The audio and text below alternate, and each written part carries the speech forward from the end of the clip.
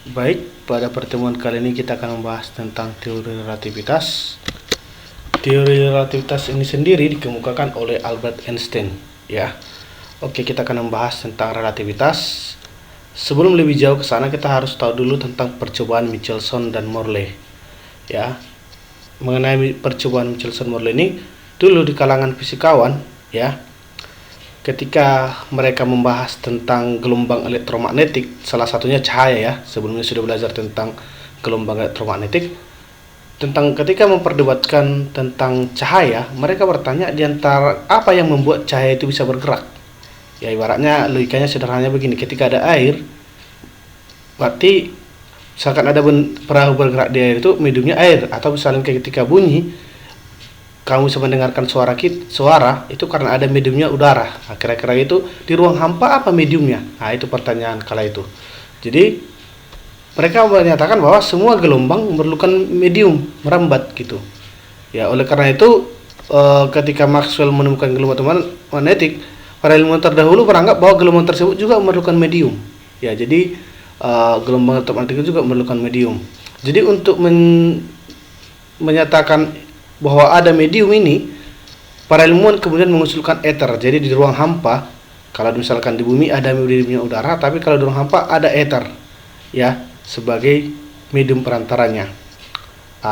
Medium perambat itu sifatnya mereka katakan ada di mana-mana, bahkan di ruang hampa, tidak bermassa, tidak memberi efek apapun pada pergerakan planet, ya. Untuk membuktikan adanya ether ini, Michelson dan Morley melakukan percobaan, ya. Percobaan itu tujuannya untuk membuktikan keberadaan ether. Akan tetapi, ya, percobaannya justru memberikan bahwa ether itu tersungguh tidak ada. Ya, percobaan mereka itu menggunakan alat yang disebut interferometer. Ya, jadi ternyata hasilnya justru tidak ada gelombang, tidak ada ether itu. Ya, hasil percobaannya menunjukkan bahwa tidak ada ether. Ya. Jadi itu hasilnya justru yang diperoleh oleh Michelson Morley bahwa ternyata tidak ada ether. Jadi fix bahwasanya gelombang elektromagnetik adalah gelombang yang tidak memerlukan medium, itu loh. Ya, jadi yang memerlukan medium itu adalah gelombang mekanik. Jadi tanpa ada medium perantara pun ternyata gelombang elektromagnetik bisa merambat, salah satunya cahaya. Oke. Biar lebih spesifik, ya, itu hanya pengantar tadi tentang cahaya. Jadi cahaya ini lebih jauh dikaji oleh Einstein, ya. Jadi dia mengemukakan teori relativitas ketika dia mengamati peristiwa cahaya, ya. Jadi setelah dibuktikan ether ternyata tidak ada, pada tahun 1905 Einstein mengumumkan teori relativitas khusus. Dan 10 tahun kemudian mengusulkan teori relativitas umum, ya. Jadi teori relativitas ini dipakai untuk gerak benda yang mendekati kecepatan cahaya, kira-kira begitu. Jadi ini Einstein mengatakan ternyata rumus-rumus Newton tidak bisa dipakai terhadap gerak cahaya. Ya, kalau misalnya tentang benda yang bergerak di bumi karena sangat kecil, itu tidak menjadi masalah menggunakan rumus-rumus Newton. Tapi ketika menggunakan kecepatan tinggi seperti kecepatan cahaya, itu tidak lagi bisa digunakan. Itu menurut Einstein. Ya, jadi dia waktu itu berasumsi bagaimana kalau kita bisa melaju mendekati kecepatan cahaya. Ya, apakah itu masih gunakan persamaan itu gitu. Ya, jadi nanti dia membagi dua, ada yang pertama teori relativitas khusus dan ada teori relativitas umum. Teori relativitas khusus ini membicarakan kerangka acuan bergerak beraturan relatif terhadap kerangka acuan yang lain. Artinya begini. Dalam bahasa sederhananya bisa saya katakan ini bergerak beraturan, artinya kayak GLB lah, ini gerak lurus beraturannya. Kalau di gerak di bumi misalnya gerak lurus beraturan, kecepatannya tetap, kira-kira gitulah, ya, terhadap kerangka acuan yang lain. Itulah kalau teori relativitas khusus. Kalau teori relativitas umum membicarakan kerangka acuan bergerak dipercepat relatif terhadap kerangka acuan lain. Nah, ini kayak GLBB-nya lah ini, ya. Jadi nanti cukup banyak nanti dampak dari teori relativitas ini, ya. Karena ini mengubah fundamental fisika saat itu. Dulu fisikawan sudah sepakat dengan teori-teori Newton itu tidak bisa dibantahkan lagi. Ternyata dengan ini pernyataan Newton itu tidak lagi benar sepenuhnya.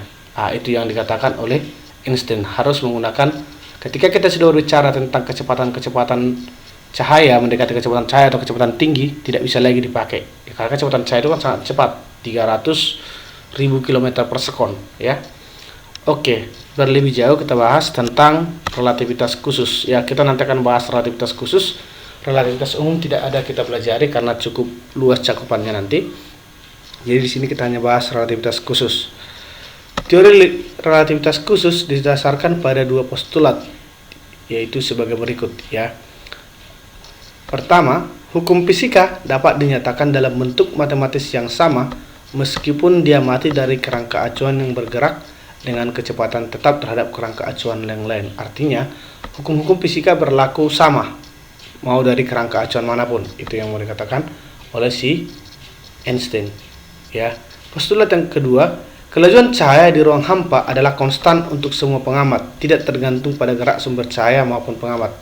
Jadi menurut dia kecepatan cahaya mau dimanapun itu selalu konstan ya. Kalau kecepatan cahaya, misalnya kecepatan gelombang elektromagnetik yang lainnya, itu selalu sama, tidak ada cahaya itu diperlambat atau dipercepat ya. Hanya saja kita hanya bisa membuat kecepatan mendekati itu ya.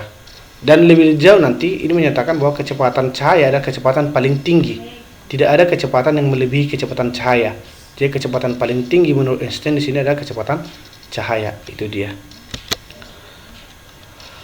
Oke, relativitas khusus ini sangat berdampak nantinya. Dan ini nanti akan mengubah rumus-rumus dasar fisika nantinya. Yang pertama, dampak dari postulat Einstein atau konsekuensi dari postulat Einstein yang pertama, kecepatan relatif ya. Apa itu kecepatan relatif? Kecepatan relatif menunjukkan bahwa tidak ada kecepatan yang melebihi kecepatan cahaya. Penjumlahan kecepatan relatif yang dirumuskan sebagai berikut. V1 aksen sama dengan V1 tambah V2 per 1 tambah V1 kali V2 per C kuadrat. Jadi ini persamaannya. Ini maksudnya bagaimana? Begini kira-kira.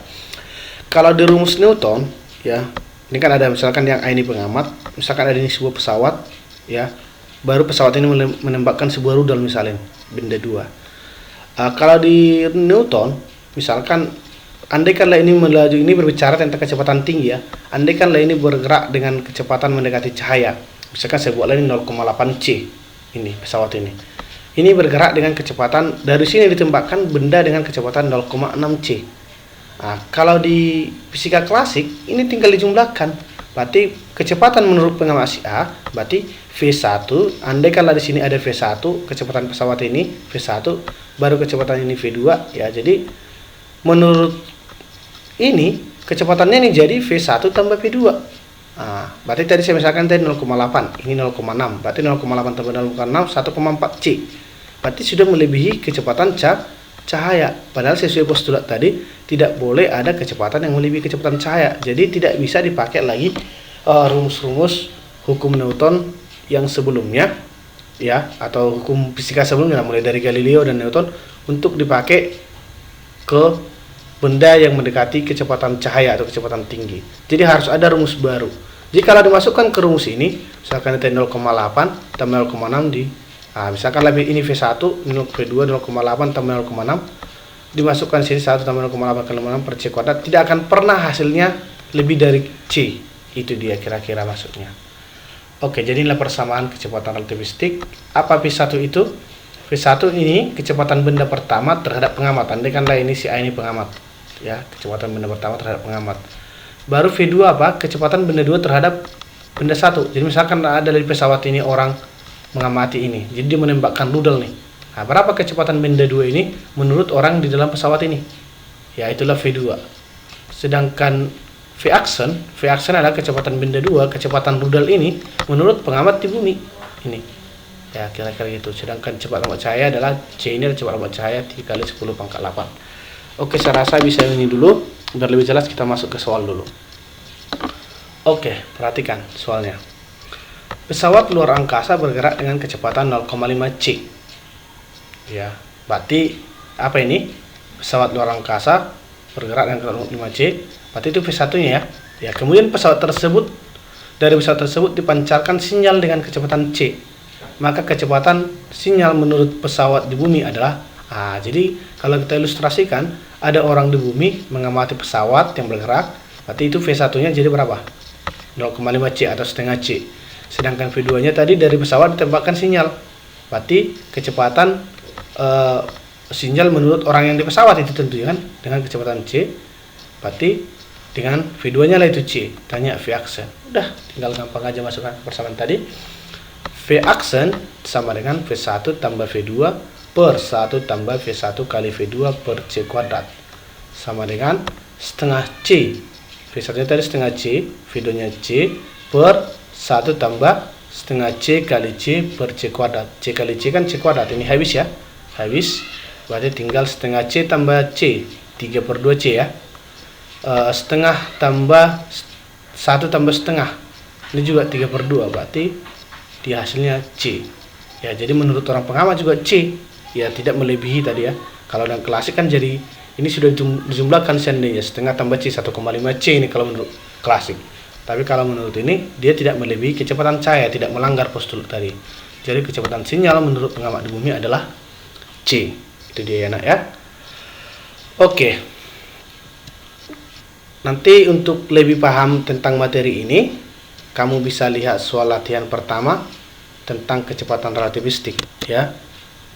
Mengenai kecepatan relativistik ini, kita bisa lihat yang pertama ini soalnya ya, menurut pengamat di sebuah planet ada 2 pesawat antariksa yang mendekati dari arah yang berlawanan. Nanti saya bantu di sini. Kalau dia berlawanan, misalkan aja kecepatannya ke kanan, kalau dia V1 ke kanan positif, kalau dia ke kiri dia negatif nanti. Nah, kira-kira gitu. Jadi arahnya mempengaruhi ya sesuai dengan kecepatan. Jadi bisa nanti persamaan ini jadi tak selalu ditambah. Ya, tak selalu tambah. Bisa nanti kalau V2-nya ke kiri negatif. Ya, itu nanti. Nah, ini untuk menyelesaikan ini. Begitu juga dengan yang kedua, sebuah atom bergerak dengan kecepatan 0,c terhadap proton memancarkan elektron. Tentukanlah kelajuan atom menurut pengamat Lobotomah. Nah, sama caranya dengan yang tadi. Ya, sama dengan yang tadi caranya.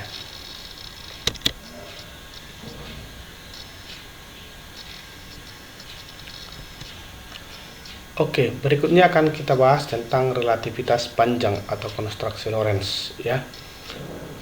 Relativitas panjang ini menyatakan bahwa panjang suatu benda akan tampak lebih pendek bila diukur oleh pengamat yang bergerak terhadap benda tersebut.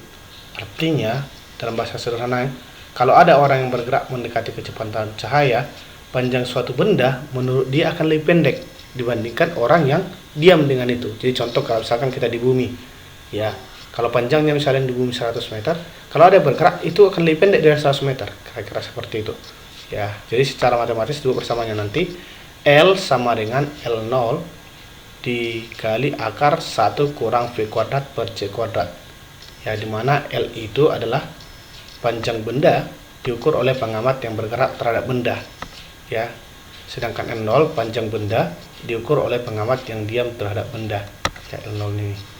Sedangkan V adalah kecepatan relatif antar kerangka acuan itu ya. Jadi itu tentang relativitas panjang. Jadi panjang nggak sama diukur oleh orang yang di bumi dengan orang yang melaju dengan kecepatan yang tinggi atau bergerak mendekati kecepatan cahaya. Oke, untuk lebih jelas kita masuk ke contoh soal dulu ya. Contoh soal yang kedua, sebuah pesawat bergerak dengan kecepatan setengah akar 3c ya, c ini kecepatan cahaya dimisalkan dia kan. Berarti diketahui V sama dengan setengah akar 3c. Panjang pesawat tersebut menurut pengamat yang diam akan tampak menyusut sebesar menurut pengamat yang diam berapalah penyusutannya, karena tadi kan panjangnya menyusut tadi kita katakan kan. Oke, berarti ditanya delta L per L0 ya, nanti kali persen lah ini kan. Oke, kita cari dulu panjang menurut orang yang bergerak dulu, karena kan misalkan tadi panjang menurut pengamat yang diam itu L0, berarti kita buat L sama dengan L0 kali akar 1 kurang V kuadrat per C kuadrat. Oke, masukkan nilai V nya tadi. V tadi kan jadi setengah akar 3C, masukkan setengah akar 3C dikuadratkan per C kuadrat. Ini dikuadratkan setengah kuadrat berapa? 1/4. Akar 3 kuadrat kali ini 3 ya, 3 kali 1/4 jadi 3/4. C kuadrat dengan C kuadrat habis kan, C kuadrat nanti habis. Berarti tinggal 1 kurang 3/4 ya. Berarti L sama dengan L0 kali akar 1 kurang 3/4. 1 kurang 3/4 berapa? 1/4 ya. Jadi L sama dengan L0 kali akar 1/4. Akar 1/4 berapa? Setengah. Berarti L0 jadi setengah kali L0. Jadi panjang menurut orang yang bergerak dengan kecepatan setengah akar 3C jadi setengah L0. Tinggal setengah dari L0-nya. Nah, berarti penyusutannya berapa? Berarti berkurang setengah ya. Berarti penyusutannya, berarti carilah delta L-nya adalah L0 kurang setengah L0. Berarti setengah L0. Ya, dengan demikian penyusutannya adalah sebagai berikut. Berarti delta L0 per L0 kali 100% sama dengan setengah L0 per L0. Coret-coret, berarti kali 100% kali 6%. Berarti 50%. Berarti jadi penyusun panjang tersebut adalah 50%. Jadi menyusut dia menurut orang yang di bumi. Ya, kalau dia kan bergerak, lebih pendek di dia tadi. Ya, itu dia tentang konstruksi panjang atau konstruksi Lorentz dikatakan. Oke, biar lebih paham nanti, coba dikerjakan tentang soal latihan 2 ini, relativitas panjang.